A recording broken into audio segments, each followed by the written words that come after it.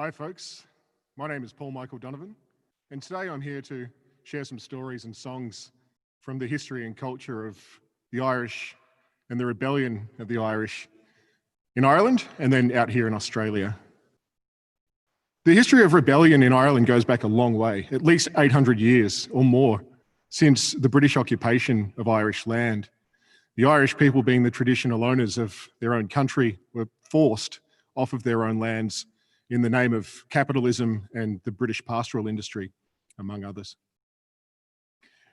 In resistance to that sprung up a culture of rebellion that gave birth to songs and stories and folk dances and ways of living that became particular to the Irish people, and they took those folk traditions with them everywhere they went. As the Irish were forced off their lands in the millions through plague and starvation and economic depression, they came to America and Australia and just about anywhere else you can find a British colony. But the rebellion came to a head in 1798, around about the same time as the French Revolution and the American Revolution were going on. The Irish decided that they were going to get onto the revolution bandwagon and try and liberate themselves from British occupation and oppression. But that ended very badly for them as the Irish Rebellion came to a head in 1798 with an event that we call the Battle of Vinegar Hill. Now, the Battle of Vinegar Hill, from the Irish perspective, was a crushing defeat where somewhere between 10 and 30,000 Irish people were slaughtered in their own country. For those who survived, many of them were tried with treason against the British Empire, and the punishment for treason, or for a lot of other crimes at that point, was transportation to the British colonies. So the British colonies very quickly started filling up with Irish rebels who were being sent out here as a form of punishment. The first song I want to sing for you to share with you today is a song about the experience of an Irish person being transported to Australia as punishment for a crime.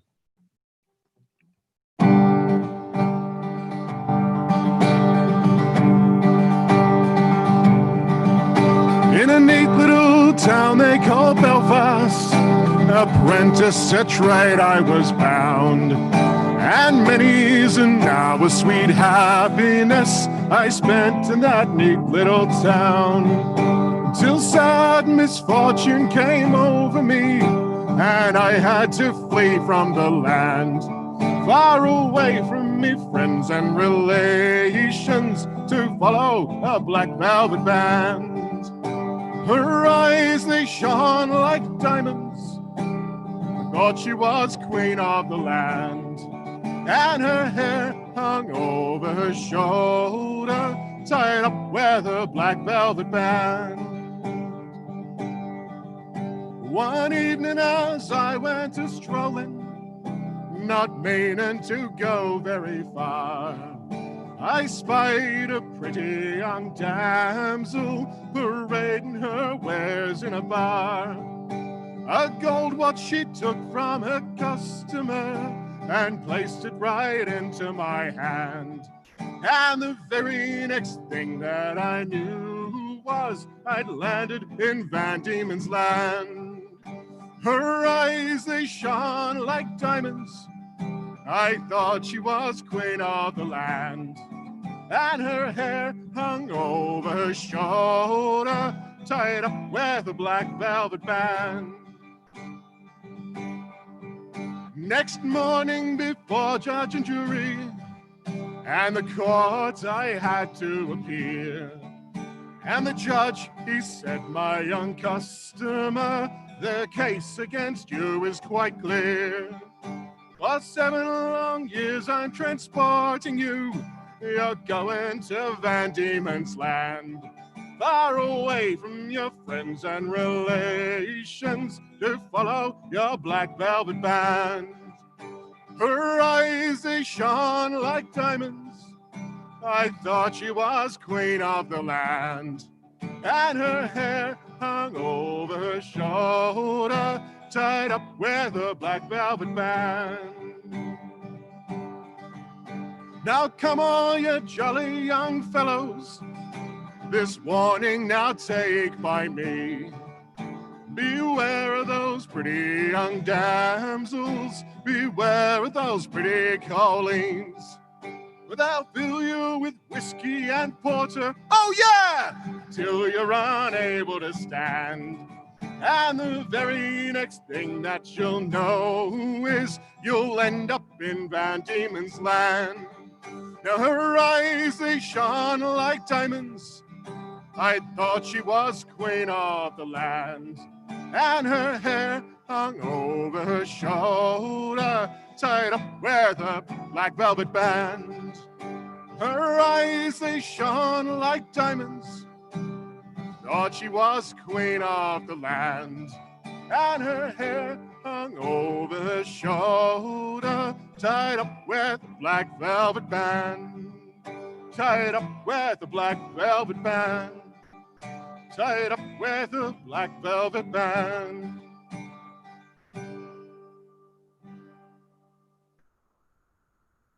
So after the transportation took place en masse, the Irish, as I said, brought their folk traditions with them, and heavily entrenched in those folk traditions were the songs and stories of rebellion that carried the spirit and the message of rebellion against the British Empire with them. The Irish out here were working basically as slave labour to a British colony, and were no more impressed about living under the strong arm of the British law out here than they were about doing it at home. So they decided that they were going to turn this colony into a republic and make it their own. They tried a second attempt at their revolution in Sydney in 1804. This went down in history as the rebellion, the convict rebellion of Castle Hill. It's also known as the Second Battle of Vinegar Hill, named after the Battle of Vinegar Hill back in Ireland. That was about as successful as the first Battle of Vinegar Hill, as it was a crushing defeat for the rebelling convicts, with the British military to sort of overthrow them very swiftly and crush that rebellion. But they didn't crush the spirit of rebellion. The spirit of rebellion lived on. For people who were committing crimes out in the colonies, who were rebelling against the British Empire, there was a special punishment. Not all the colonies were the same, and they weren't all in Botany Bay or Van Diemen's Land. There were British penal colonies right across Australia, and some were worse than others. There was one particular one in Moreton Bay that went down in history as being the most brutal of all of the convict penal settlements. And if you were too bad to be in any of the other colonies, they sent you to Moreton Bay. That's where this song comes from.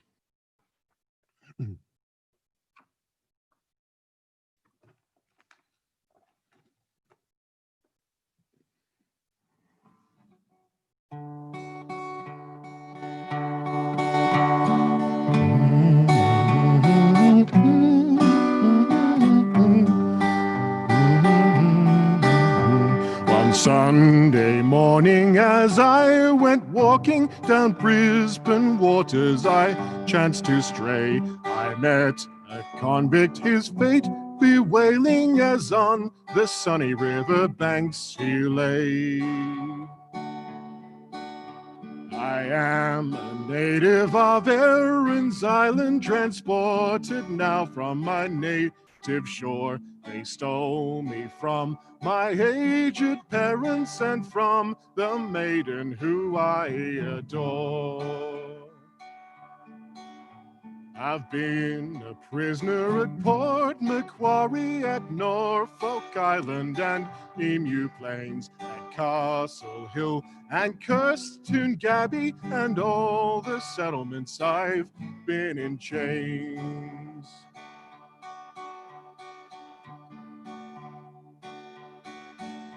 Of all the places of condemnation and penal stations of New South Wales, of Moreton Bay I have found no equal. Excessive tyranny each day prevails. For 3 long years I was beastly treated, and heavy irons on my legs I wore. My back from flogging was lacerated and always coated in crimson gore. Many a man from downright starvation lies mouldering now underneath the clay, and Captain Logan, he had us mangled at the triangles of Moreton Bay. Like Egyptians and ancient Hebrews, we were oppressed under Logan's yoke, till a native black lying there in ambush dealt our tyrant his mortal stroke. My fellow prisoners exhilarated that all such monsters a death shall find, and when from bondage we're liberated, our former suffering shall fade to mind.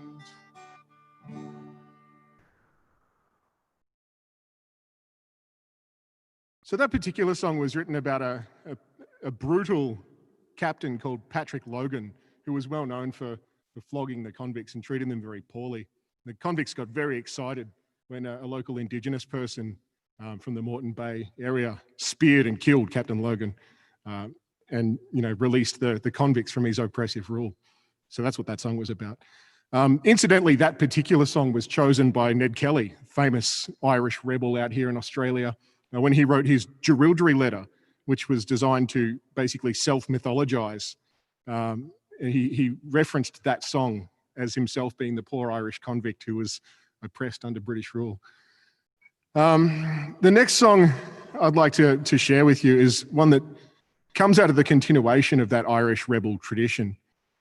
So I mentioned Ned Kelly and Moreton Bay, but the spirit of the Irish and the spirit of rebellion was very strong in Australia right through the 19th century. And here in Ballarat, we know better than almost anybody else that the rebellion of the Irish came to a head with the Eureka Rebellion. And that's what this next song is about. The tune itself comes from the original Irish Rebellion of 1798. And it was a song called John Kelly, the Boy from Culzean, who was one of the key rebels in the Irish Rebellion in the 18th century.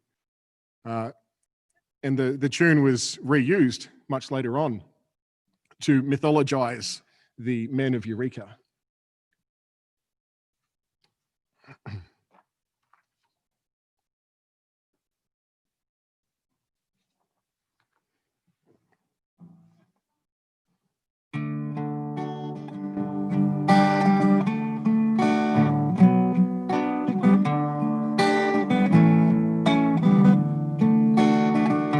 Was the month of December, the year 54, that the men of Eureka rebelled.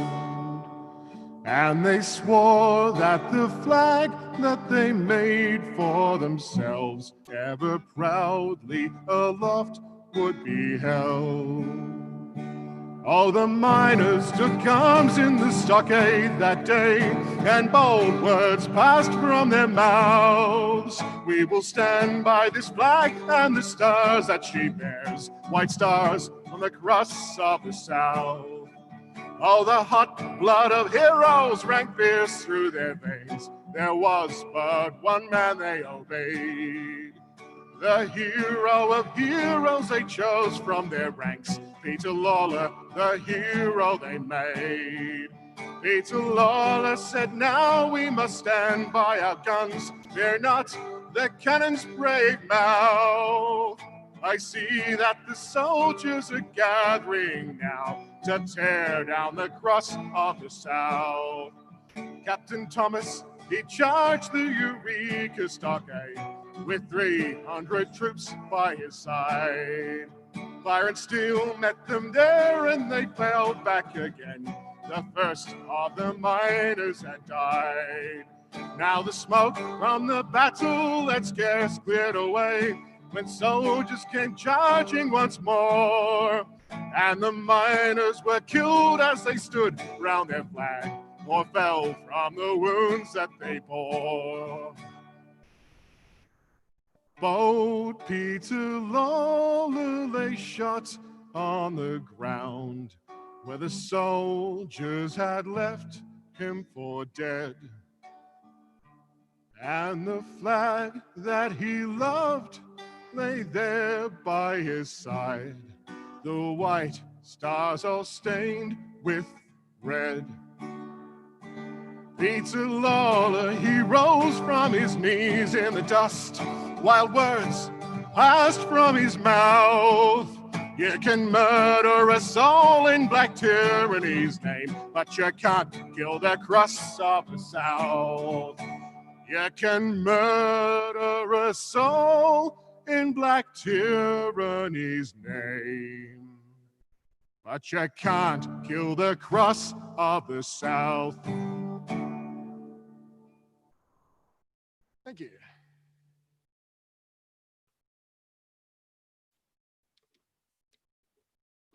So the Eureka Rebellion happened in 1854, and it wasn't just Peter Lalor and the Irish who were fighting against the British Crown and the oppression.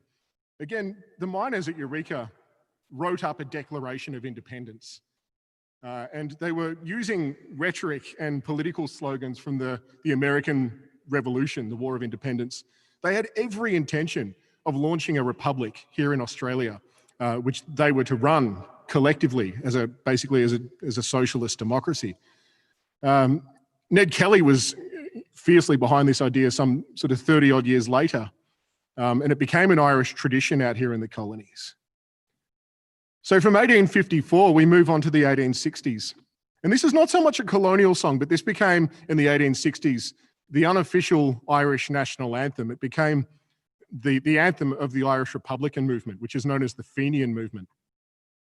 And this song's about an event that took place in the 1860s, whereby the revolution, as it were at that time, came to a head with the imprisonment of 2 or 3 Fenian rebels.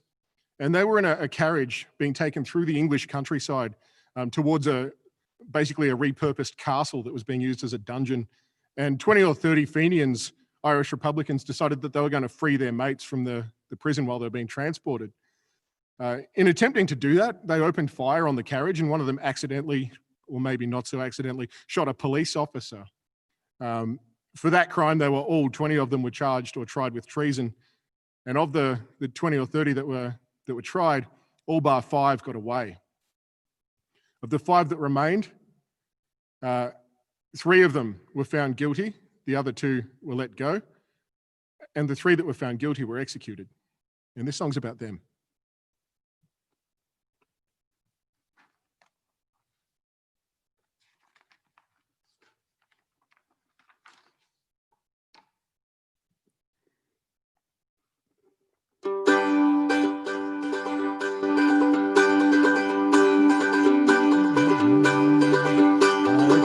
Gallows tree swung the noble-hearted 3, with the vengeful tyrants stricken in their bloom. For they met them face to face with the courage of their race, and went with souls undaunted to their doom. God save Ireland, cried the heroes. God save Ireland, cried they all. Whether on the scaffold high or the battlefield we die, what matter when for Ireland dear we fall? Girt round with cruel foes, their courage finally rose. They fought their hearts that loved them far and near. Of the millions true and brave, oh the ocean's swelling wave, friends of holy Ireland ever dear.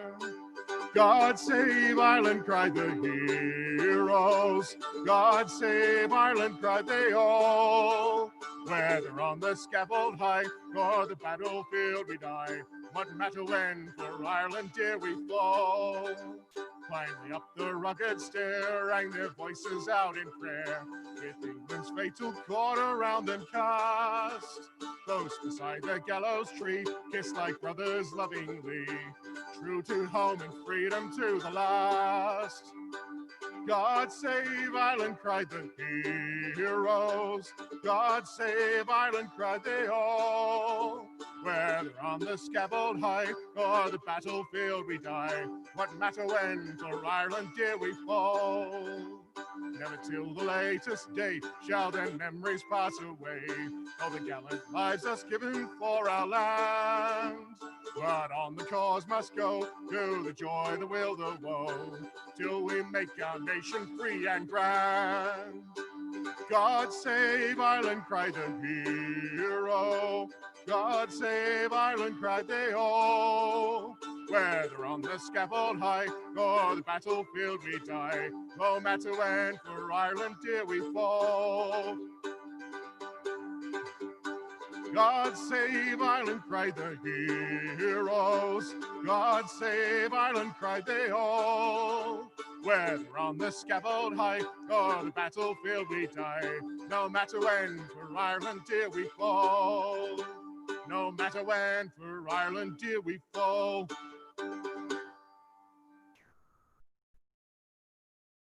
Thank you. So the 1860s was a big time for the Irish in Australia. After the Battle of Eureka had failed to establish the republic that the Irish wanted, it did change a lot of things for us. Up until the Battle of Eureka, it was by law only a person who was a landowner who owned substantial amounts of land under the British Crown was entitled to vote out here in Australia. So the millions of Irish people and other ethnic minorities that were on the goldfields and working in the pastoral industry didn't get a say in who ruled them and who led them.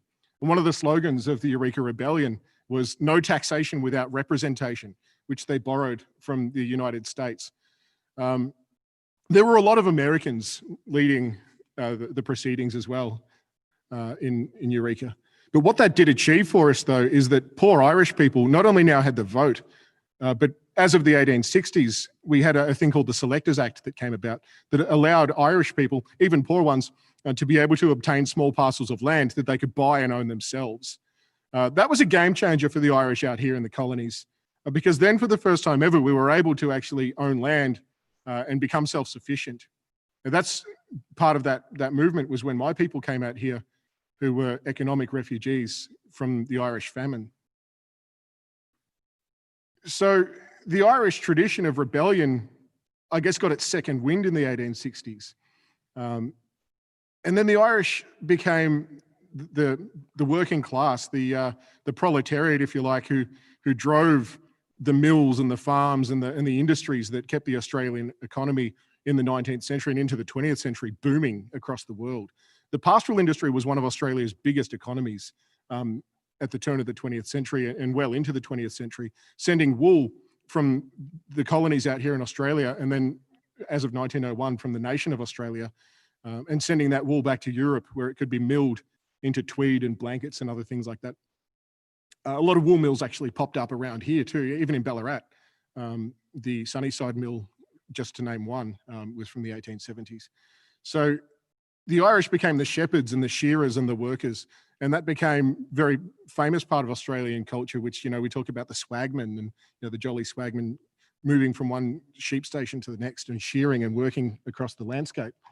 And most of those people were Irish and other ethnic minorities as well by that point, which brings me to the final song that I'd like to share with you, probably less of a rebel song and more of a working class anthem of its time. This song has a little bit of a shady past because it talks a bit about the relations between the Irish working class and other working classes that gave us the dynamics between different ethnic minorities in the colonies. Australia was a place of racism at the turn of the 20th century. We had the White Australia policy and the shearers' strike of 1891, which was built around racial tensions. And this song comes from that context. Nobody likes racism, but I think it's important to face dark parts of our past.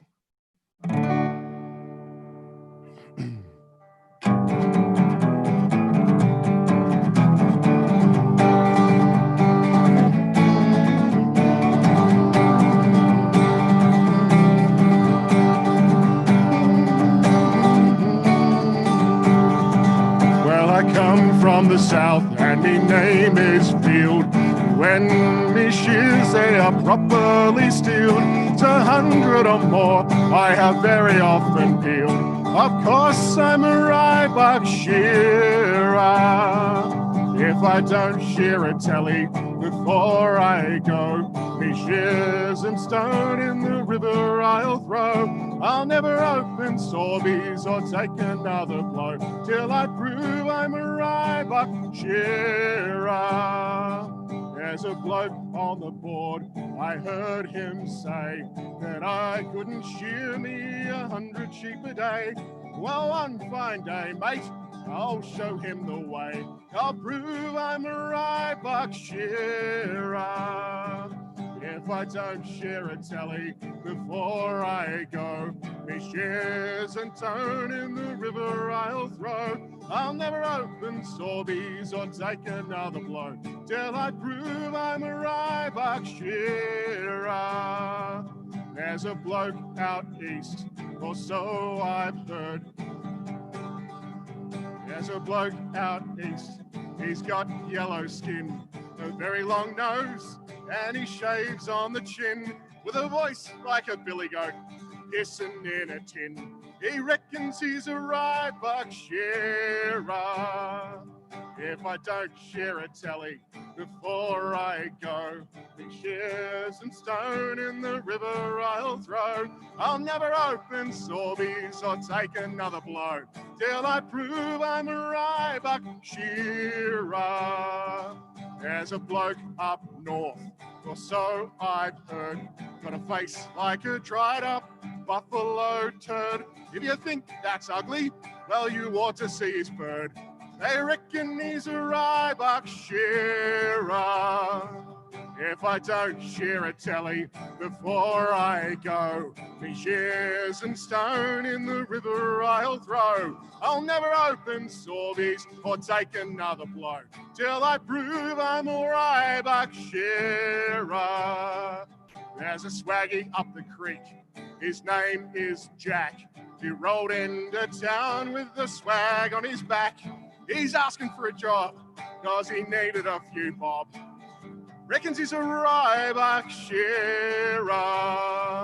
If I don't share a tally before I go, me shears and stone in the river I'll throw. I'll never open sorbies or take another blow till I prove I'm a Rybak shearer. Yes, I'll make a splash, I won't say when. I'll up off me ass and I'll into the pen. With a ring of shearing 8, mate, I'll be shearing 10. Prove I'm a Rybak shearer, till I prove I'm a Rybak shearer, till I prove I'm a Rybak shearer.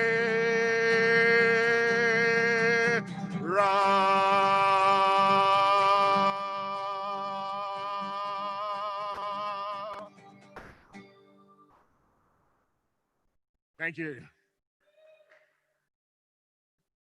Thanks heaps for that. That was absolutely awesome. Hey, we do have some questions. The reason I'm asking them is because our monitor is so far away. So we've got a question from Emma. Now, you mentioned that Ned Kelly used songs. What did he use them for? What did Ned Kelly use songs for? I think just like a lot of these other rebel songs, I think songs were a way of passing an oral tradition. In a world where you didn't really have sort of social media platforms and things like that, it was a quick way of spreading information through a community by writing a song that was heavily laden with a message and getting people singing it to get that message out there. Here's a question from Sam. How important was music on the Ballarat goldfields? I would say, and this is probably a little bit of bias here being a musician, but I'd say that music was the lifeblood of the goldfields. You know, especially in a place that was as cosmopolitan as the goldfields, there were people from every racial, religious and ethnic background sort of cohabiting in the diggings and sharing music and sharing food and sharing stories with each other. And I think, you know, a lot of the songs that we find out here, our songs, as some of the ones we've seen already, they're old Irish songs, but now they've got new Australian words. And the same thing was happening in America. We've got these same songs again are being recycled as American Civil War songs and as bluegrass tunes, and then being mixed in with African culture and you know, and Mexican culture and other things that sort of take on a shape of their own everywhere they go. But at the roots, they're, you know, these are the Irish and Scottish songs that were being carried around. So I think, yeah, they were, culturally speaking, they were the DNA of the goldfields. Yeah, right. Okay, we've got one last question. And I think this is relating to back in the 1850s and 60s. Did Irish singers have concerts in theatres, or were they not good enough? I think that's a complex question. The nature of Irish folk music, or of any folk music really, is that it's the music of the street. It's the music of the paddock and the proletariat. But certainly there were some Irish performers who were doing very well in the colonies and performing in theatres in Ballarat. So yeah, it was something that happened, but those ones were probably not as much doing folk music as we know it, but probably creating their own songs about what was going on at the time. And they were the pop musicians of their time who were performing in theatres and things like that. Yeah. But I think these songs were more kind of underground sort of music that were being passed through, people at workers and parties and things like that. Thanks for viewing. Paul Michael Donovan, thank you so much. And thank you everyone out there for watching Love Ballarat. We'll Thanks see for you having me. tomorrow. 11 a.m. for Miss Webster's Classroom Schoolhouse. Move your hips. Now do a dip. Ska, ska, ska. Jamaica ska. Ska, ska, ska. Do the ska. Now everybody can do the ska. It's a new dance you can't resist. Now everybody can do the ska. It's a new dance that goes like this. Now everybody can do the ska. It's a new dance you can't resist.